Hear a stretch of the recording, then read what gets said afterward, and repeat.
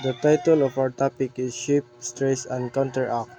There are 7 common ship stresses. Those are hugging, sagging, shear forces, torsional stress, panting, pounding, and rocking. First is hugging. When hugging occurs, the ship's middle is pushed up by a wave crest, while the bow and stern hang down under their own weight. This bends the keel upward, stretching the upper deck and compressing the bottom hull. In short, it's a battle between the sea pushing up and the ship's weight pulling down. When the balance is off, hugging happens. So ana na mahitabo ang hugging. Second is sagging. Sagging is the reverse of hugging, driven by unbalanced forces from wave positions and the ship's own weight. The diagram uses red arrows to clearly show the mechanics.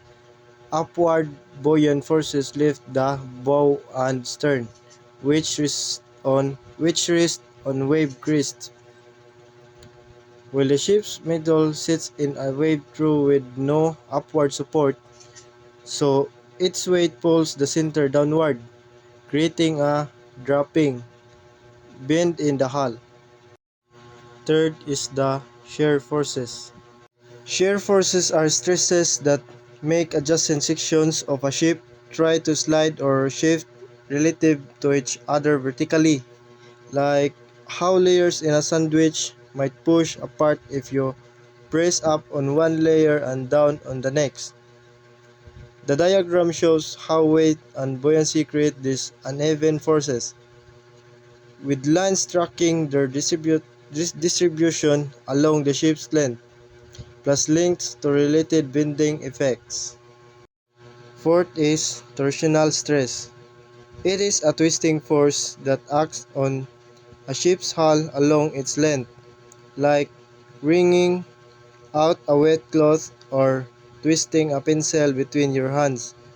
Mura twist og kanang manglaba ka imo nang kanang pugaon.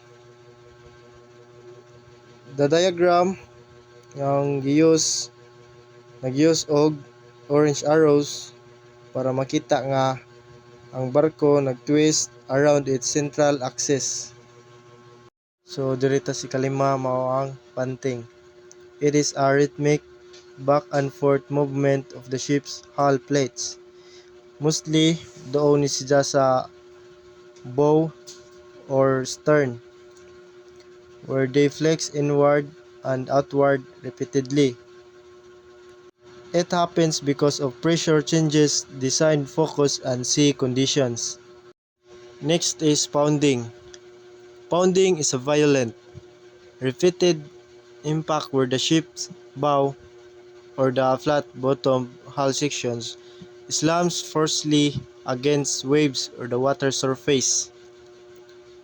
It happens because of vessel and hull type, operating conditions, and the wave interactions. Last is rocking. Rocking is a side-to-side twisting or squishing distortion of a ship's structure, like how a rectangular box might bend if you push one side left and the other right. It happens because of rolling in heavy seas and structural flexibility or the vessel type.